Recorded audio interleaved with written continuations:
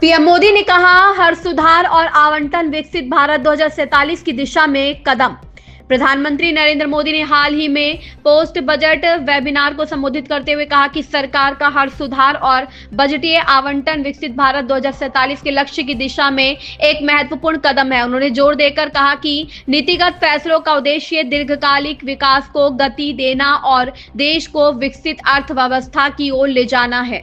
प्रधानमंत्री ने कहा कि पिछले एक दशक में भारतीय अर्थव्यवस्था ने अभूतपूर्व मजबूती और लचीलापन दिखाया है। इस अवधि में सरकार ने कई संरचनात्मक और नीतिगत सुधार लागू किए, जिससे देश की आर्थिक ढांचे को मजबूती मिली। Webinar technology reforms and finance for Viksit Bharat को वीडियो कॉन्फ्रेंसिंग के जरिए संबोधित करते हुए पीएम मोदी ने कहा कि सिर्फ नीति निर्माण पर्याप्त नहीं, बल्कि बेहतर क्रियान्वयन पर भी उतना ही ध्यान देना होगा। उन्होंने सुधारों का मूल्यांकन केवल जमीनी प्रभाव के आधार पर करने पर जोर दिया। प्रधानमंत्री ने कहा कि पारदर्शिता, गति और जवाबदेही बढ़ाने के लिए आर्टिफिशियल इंटेलिजेंस, ब्लॉकचेन और डेटा एनालिटिक्स के इस्तेमाल पर भी ध्यान दिया जा रहा है। इसके साथ ही शिकायत निवारण प्रणाली के जरिए नीतियों के प्रभाव की नियमित समीक्षा सुनिश्चित करने की बात भी उन्होंने कही। पीएम मोदी ने यह भी बताया कि देश इस समय विकास यात्रा के एक महत्वपूर्ण चरण में है और भारतीय अर्थव्यवस्था तेजी से आगे बढ़ रही है। उन्होंने दोहराया कि पिछले दशक में भारत ने जो